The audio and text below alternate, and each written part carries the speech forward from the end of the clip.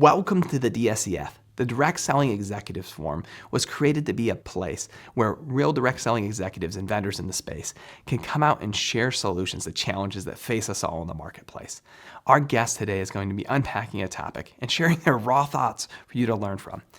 All right, let's go meet our guest.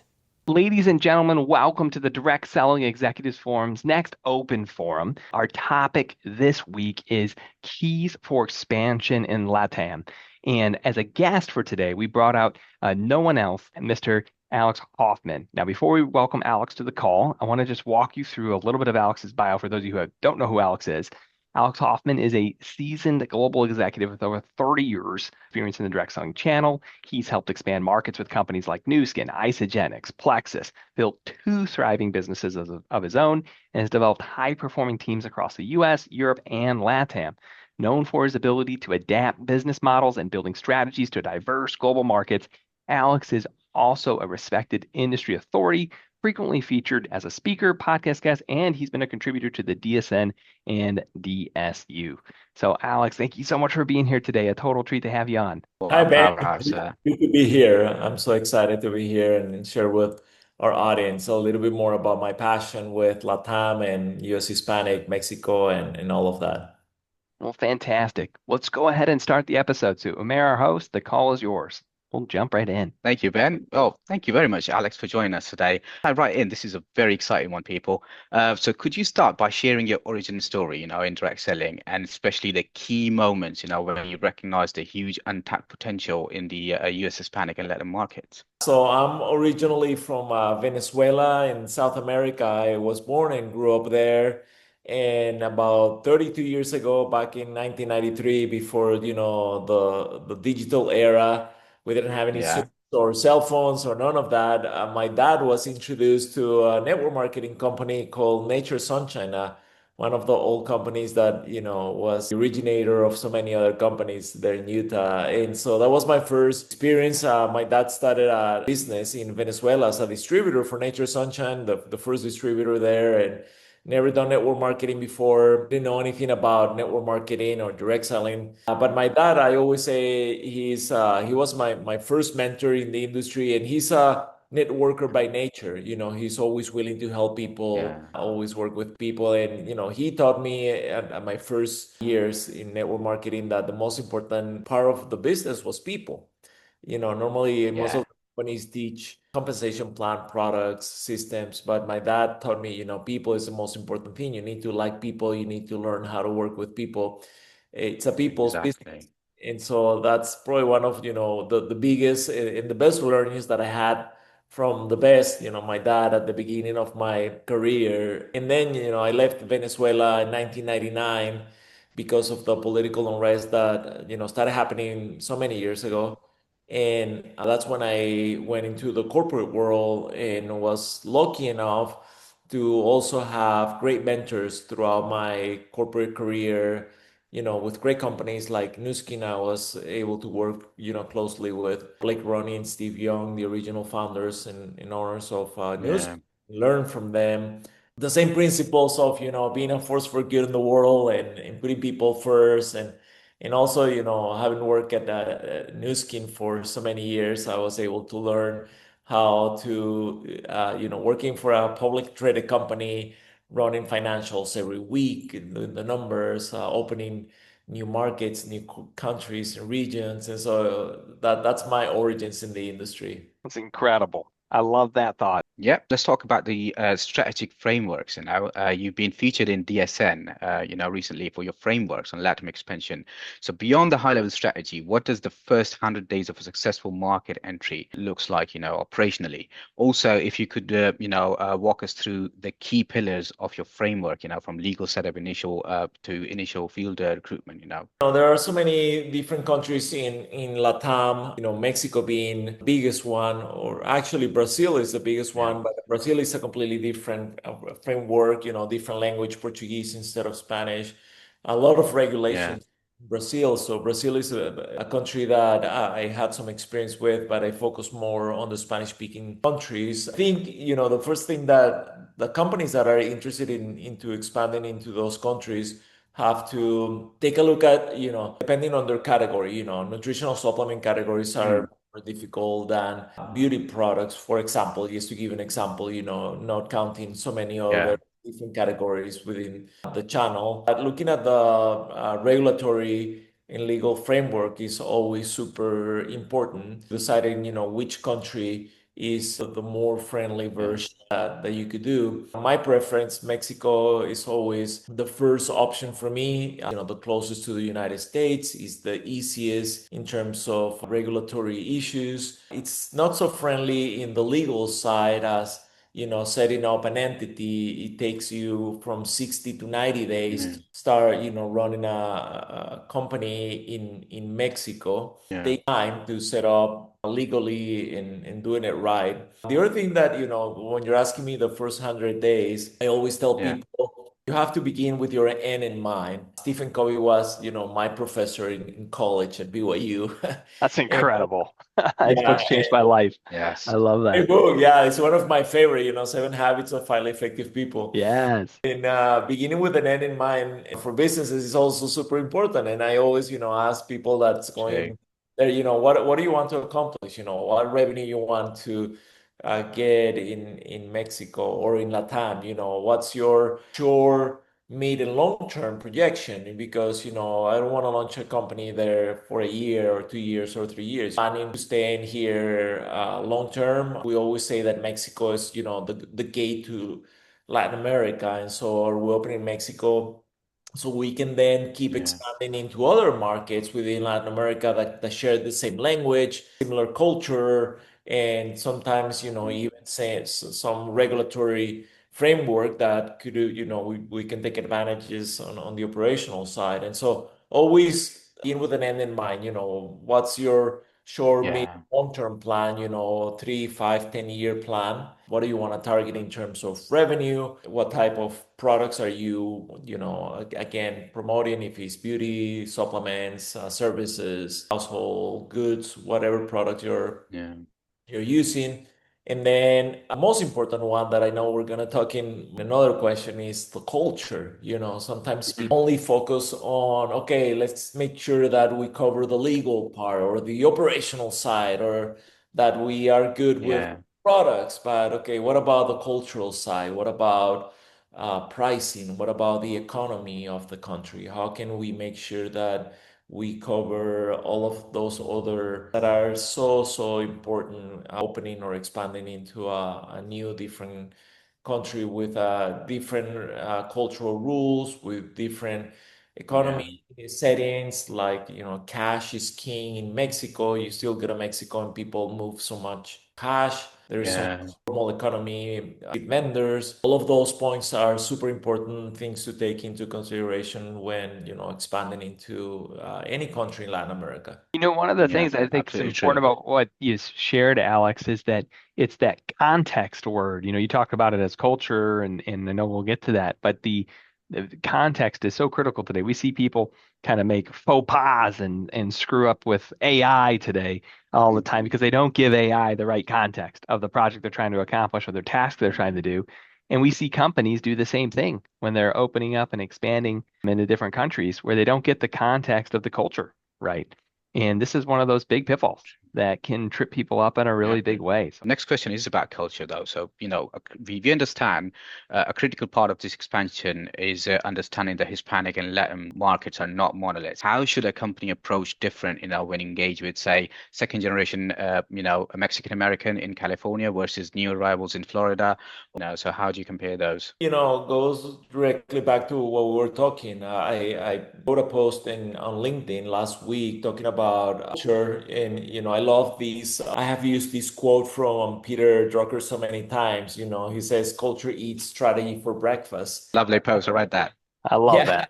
you can have the best strategy, but if you forget about the culture, you're gonna screw it up. You're True. not worth nothing. Your product and your great strategy is gonna be worth nothing because you don't understand the culture. And again, your question is right on because people think that everybody that speaks Spanish Mm. have the same culture, and you Yeah. can No, that's not true. Mexicans the same as Venezuelans or Cubans or people from Dominican Yeah. Republic or even Yeah. south to Chile, Argentina, Peru. And not because we speak all the same language, we have, Yeah. the same culture or, do the same things. And so that's also something that we need to really understand. And that goes back to, begin with the end in mind. Are you planning to go into LATAM or going into Mexico just because you want to get your feet wet into what is going into an international market, which a lot of companies Mm. do, and that's not Yeah. a good or the right strategy? Or are you looking into a region that it's the second largest region within the industry, with Mexico alone is only $6 billion in the direct selling Yeah. industry, with all Latin America, of course, without the US, is in Brazil is close to $20 billion.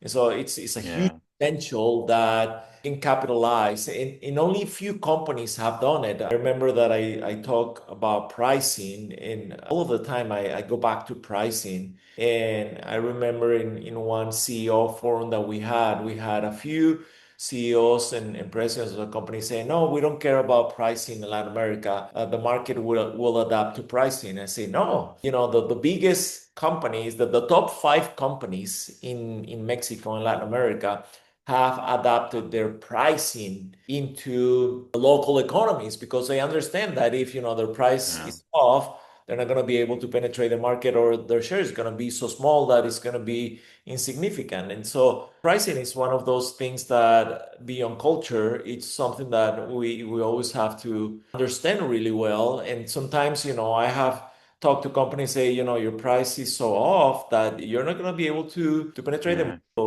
So Mexico or Latam is not for you. You're probably a product Yeah. that's going to be good in Europe or Asia, but price point Yeah. is good for LATAM. You either have to create a new product line for them, or go into a different market. So interesting to unpack the ideas of nuance in these space, because one of those mistakes that's easy to make. It's one of the things we see again and again and again and again. And when you think about opening markets, it's really getting away from some of these pitfalls you could run into that makes the whole project actually work and actually take, Yeah. get a foothold in that new space. As you discussed the pitfalls, so the next question is, based on your experiences, Alex, what are the most common and costly pitfalls, you have seen in the companies fall into during this expansion? And is it usually like the misstep or a cultural misread or an, operational oversight that cause the biggest, setbacks? And how can leaders avoid them? Most of them have to do with also, understanding the culture. And culture is such a broad word, that is not Yeah. only the culture of, what music do they listen, or what type of food they eat, or their Yeah. holidays, but the culture of how they do business. I'll give you, so many different whole example. In Mexico, is so common to close a deal, over lunch, over having Yeah. a and having that more personable connection with the Yeah. person, getting to know people. Every time I've been working with Mexico, I consider myself Mexican. Even though I was born in Venezuela, but I've lived in Mexico twice, and I've been working in Mexico for the last 25 years, and I love the Mexican culture. I love the Mexican people. Yeah. I see, huge differences in understanding the culture of doing business. And Yeah. we Americans are always, super straightforward. We go straight to the point. We want to do business and get over with, and next. Mexicans and Latin American are a little bit more get to know you, Mar and Ben, how are you doing? How's your family doing? You have any kids? Yeah. Outside of work, what are your hobbies and your interests in Yeah. life, you as a person, so we can somehow connect Yeah. and have a And do life, business. Yeah. like, like we say here in the United States. And so, understanding how you do business differently as well is super important. I remember a time, a good friend of mine, he was telling me, he called me once and he was asking me a few things for Mexico, and I was doing some consulting with him, and then he disappeared for like a week, and he wouldn't take my phone calls, and I'm okay, well, I'm hoping he's doing well. Like a Oh week, no. there, he called me, I'm riding my bike. I like riding bikes and I was training. I remember Yeah. clearly I was riding my bike and then I see him calling me. And because, I've been trying to talk to him, I, pick up the call, riding my bike. I was like, riding the bike and I'm like, hey, how you doing? I'm like, good. You have a minute? I say, yeah. So I stopped to talk to him and he's like, you're not going to believe what happened to me. I say, what happened? Well, I went to Mexico and I needed to make some changes in the company. And so I let go a few people. And then, these people Mm. threatened me and I almost got kidnapped and I have to run to my hotel and hide, Wow. call the police and the lawyers. And I'm like, oh, Oh you know, my gosh. no, this is a guy that, from the United States, he doesn't speak a word in Spanish. He's an American. He goes to Mexico and tries to make changes and let go people without understanding the legal repercussions of Yeah. things that, could happen there. And he gets into, legal trouble and even personal and security issues. I'm like, okay, that's something that you don't do. Yeah. That's why you hire someone to do that Yeah. type The of legal work. work. And you have to understand that the legal the working laws, the labor laws in Mexico are different. They Mm. protect the employee more than the employer. It's not a will like here in the US that you can let go anybody without any Mm. consequences, or you deal with that later. So that's probably the most recent example a close friend of mine experienced in Mexico. That's one of the things that you hire local people, understand, the laws, understand the cultural nuances that are, are around running a business. And then, you work around all of those things so you can, build a sustainable and long-term business. It's so Absolutely. interesting. We've had people on the show as well, Alex, talk about Asia, and some of the stuff you talked about in Mexico is like it's the same thing as if you go to Japan, and they hand you their business card and you just stick it in your pocket, like their business card is their soul in Japan. You dishonor them greatly and offend them, right, by just stuffing it in your pocket, and so you can't do that, right, when you're Actually give sitting it there to in your hand. you with You have they to, give it to you with two hands, yeah, right? yeah, Not exactly. like You have to here, receive take it, it. it's like Yeah, you have to personal, yeah. yeah, you're receiving it and honoring them and reading it back to them, and it's a whole part of it. And it's just kind of silly to think that we'd invest in legal and operations and distribution and all these things in certain markets and not get some Yeah. of the culture pieces right. And I even see it in technology. Like I know we're going to move here in a moment to talk Yeah. about some of the digital landscape, but we all Yeah. use technology different in each country. We don't all have the same Absolutely. behaviors. And Yeah. so yeah, let's move into that part of your presentation. I think is really intriguing. So let's jump into some of the thoughts Yeah. we had there. Absolutely. Thank you, Ben. Well, the ecosystem, varies widely across these regions, Hispanic market and LATAM, from the dominance of WhatsApp to different social media preferences. So how must the company's tech, communication, and training strategies adapt to effectively empower distributors from Mexico City to Bright to Miami? You just mentioned WhatsApp, and WhatsApp is something that here in America is not widely used. I have even some friends or even my kids don't use WhatsApp. It's not a common medium of communication, but in Latin America has been for years and years. And WhatsApp saw that opportunity, and now some companies, I think you guys even use WhatsApp, for in your platform for Yep. communication because Absolutely. that Yes. Mexico is a great example. Companies, I think Telmex, which is now AT&T, they do free WhatsApp for their users. They don't do free text and message, No. but they do free WhatsApp in some other countries as well because people do business on WhatsApp. People get paid Yeah. WhatsApp, people communicate through WhatsApp, which doesn't happen again in the US or other Yeah. markets, other places in the world. And other interesting thing is that even though a lot of people consider LATAM and even Mexico or other countries, third world countries, maybe because they're not really well developed in infrastructure, but nonetheless, you still have millions and millions of people that are Mm. well educated. Education is as high, even sometimes higher than in the US. Probably somebody's gonna hate Yeah. me for this, but I remember when we moved down to Mexico and My kids went to the Mexican American school there. When they came back, my daughter actually graduated from high school a year earlier because she had taken so many more classes there. And the education in Mexico City, at least in the school that she went to, was much more higher level than here in Arizona. And, people think like, Right. Yeah, oh, it that's not happens. possible. Yep. Telling people like Mexico, my friends here in America, Mexico, yeah, Mexico, that Mexico, my kids had higher and better education, in their high school level. And, same thing happens with social media. There's so much advancement in social media there. And, TikTok right now is growing their presence. But, Instagram and Facebook have always been huge forms in Mexico City and all LATAM. And not because, again, they are a third world country, you should say, oh no, we're going to leave those social media platforms or those platforms for later on into our, implementation in a market. No, if you launch a company in Mexico or Latam, you lead with technology because they Yep. are super Yeah.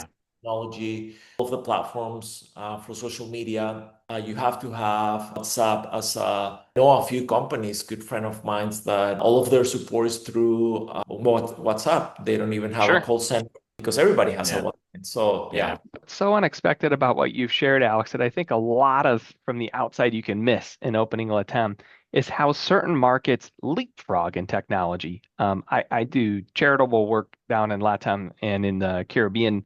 Over the years, I've done work in Guadalajara, Mexico, with a Catholic organization called Opportunity International that does microloans to women in poverty.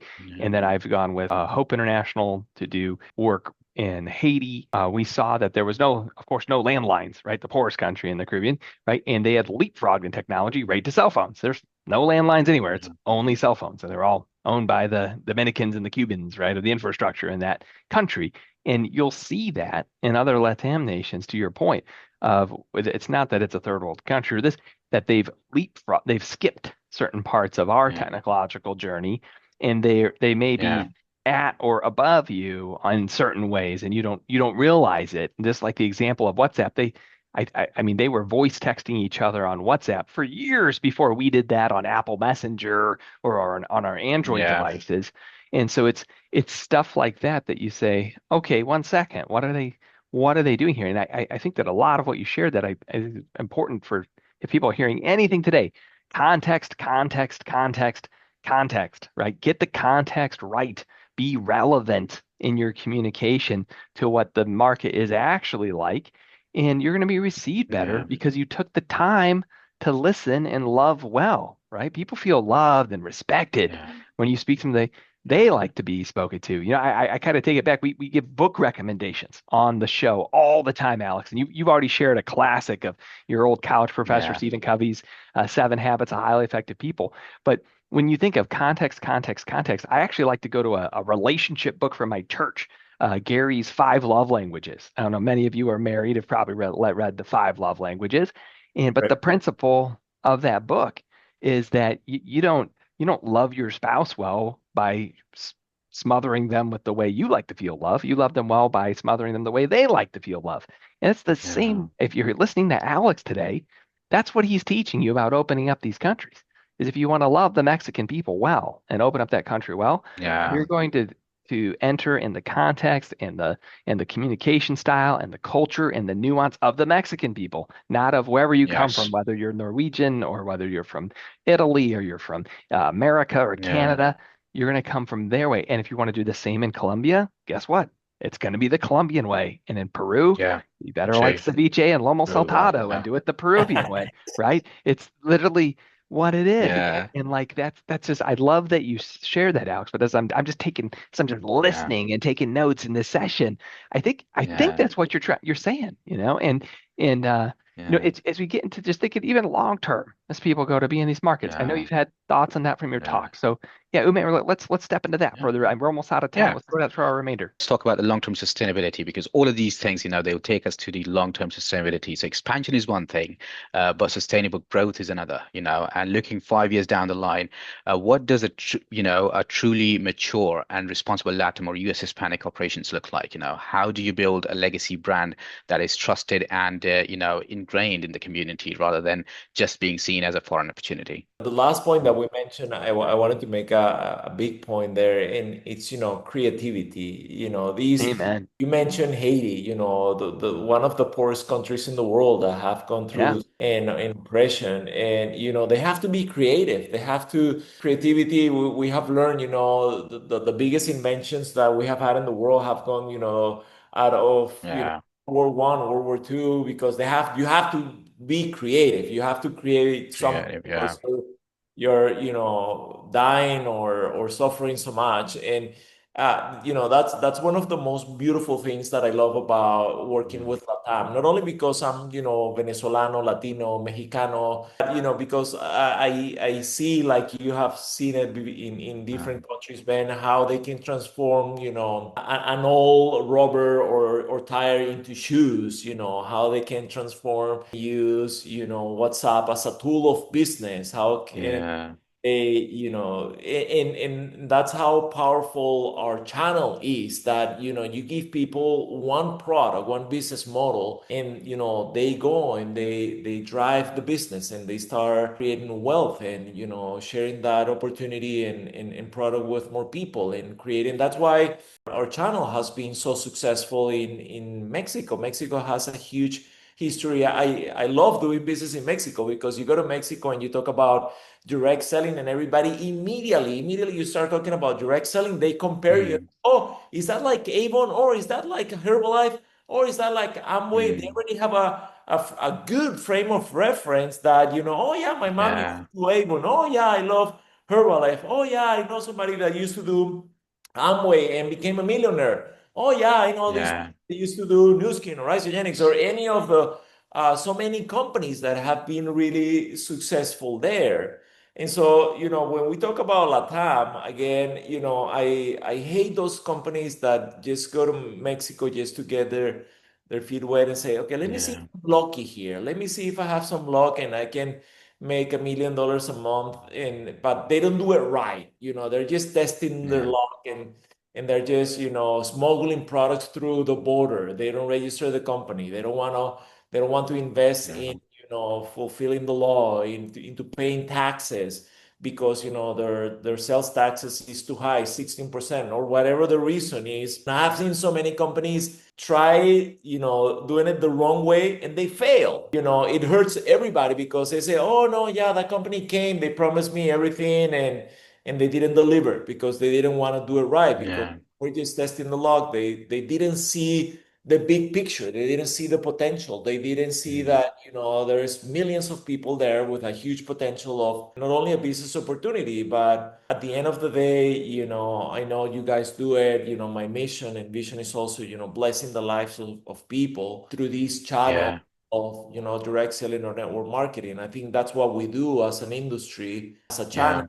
We don't sell product Exactly. opportunity. We bless people with health, wealth, with personal growth, with so many Yeah. other opportunities. And so paint the big picture, see LATAM as a huge opportunity for Yeah. growth and expansion. And that's what it's worked for me in the last 32 years that I've been doing business with LATAM. I love that picture you share at the end, Alex. I've been Yeah. asked over the years. I'm approaching, this is my 20th year in the direct selling space. So just a little, my side. You ask people say, well, why do you stay in direct selling so long, or network marketing, or MLM? Why do you like this industry? Mm. And I bring it back to some of the original work my family got to do in microfinance. In the microfinance world, loans to, group loans to different people in poverty to help them have a path to a leg up for their families. Yeah. And I've always told investors and business owners and just friends who've asked about the space that direct sales, network marketing, MLM, party plan, whatever you call the referral marketing channel of choice or brand or religion of choice in direct sales that we choose to deploy for a different culture in different companies, is that I always say that referral marketing and these businesses is like microfinance for the more developed world, right? So for the people who are past, sustenance, but they Mm. still want to do something to change their family situation, right? What are their options? And we're providing a path for people to create something special Absolutely. for their Yeah. family. And I Yeah. always love that about this space. That's a Yeah. part that keeps me here every time is those stories. So I know we're at a time, but we do want to give just one last thought. We always have the listener who's here listening to the show, whether they're working out or they're Yeah. watching on the live stream, and they're busier than all get out. And I always like having just this. We end with the same show with the same final question every time. So Umair, let's go ahead and we'll Yeah. wrap it up. Go ahead. Yeah.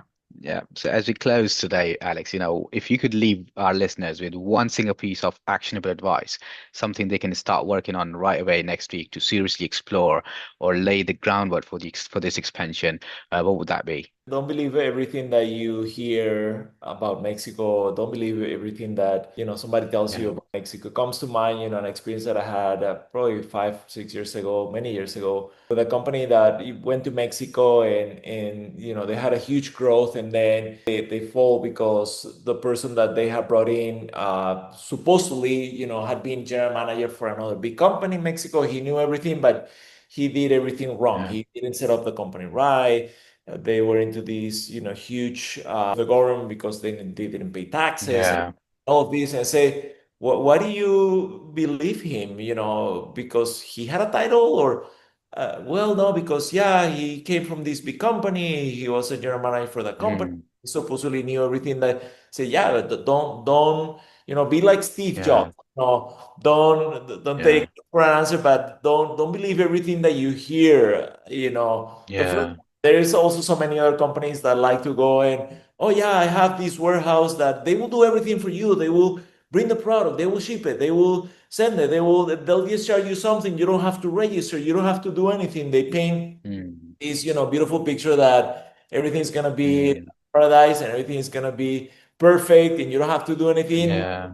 Careful, you have to pay the price. You have to, doing the things True. right, building something that's gonna last long, or that like you just mentioned, man, working on your marriage, it's Yeah. 5 languages of love. You have to work on it. You Yep. have to True. find, what the other person needs, what the other person likes, how they communicate. And so it's the same thing with setting up a business and doing it long term. You have to pay the price. If you don't pay the price at the beginning, you're gonna pay it at the end, and you're gonna be Yeah. worse off at the end because you're gonna have to leave the country. As Yep. I have You're going to get banned. Yep.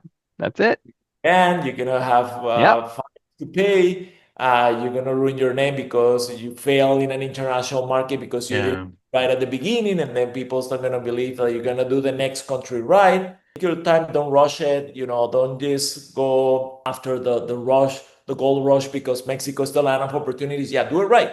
Take 6 months to a year Yeah. to open right, to do the things right, so you can stay there forever. 10, 20, 30 years plus, True.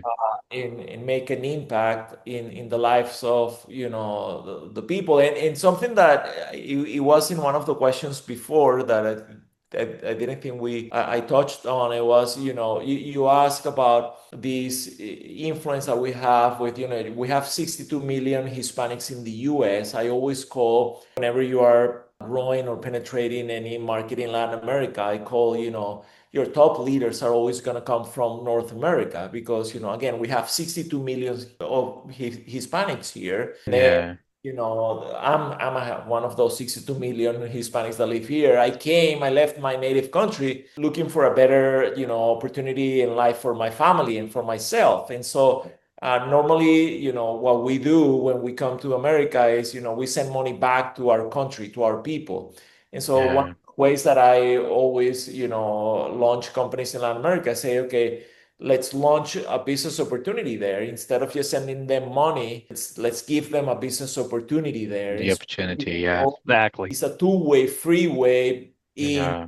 business sharing with North America and Latin America. Been successful for me for the last 20 plus years. Say thank you for being on the show today. This was just such a treat to host you here. And for those who want Absolutely. more information on Alex, you'll see it in the show notes here on our side. Want to thank you, Alex, for being out here and for just sharing your thoughts from your DSU presentation. And for those of you that are brand new to the Direct Selling Executives Forum, if you haven't yet joined the community on LinkedIn, it's absolutely free. Just check out Direct Selling Executives Forum on LinkedIn, and you just apply as a direct selling executive and can get into the group. Want to wish you all the best and go take action with what Alex shared you today. Don't do the shortcuts. It leads to all the pitfalls, as you've heard again and again and again. No one wants to get banned or go to jail when they open a new country. So do it properly, gang. You'll be happy you did. So thank you for being here today. We'll see you soon. Bye for now. If you haven't yet joined the DSEF group on LinkedIn, go to directSellingExecutiveForum.com or go on LinkedIn and search for Direct Selling Executive Forum to apply. The group is free and is an invite-only community of direct selling executives by direct selling executives.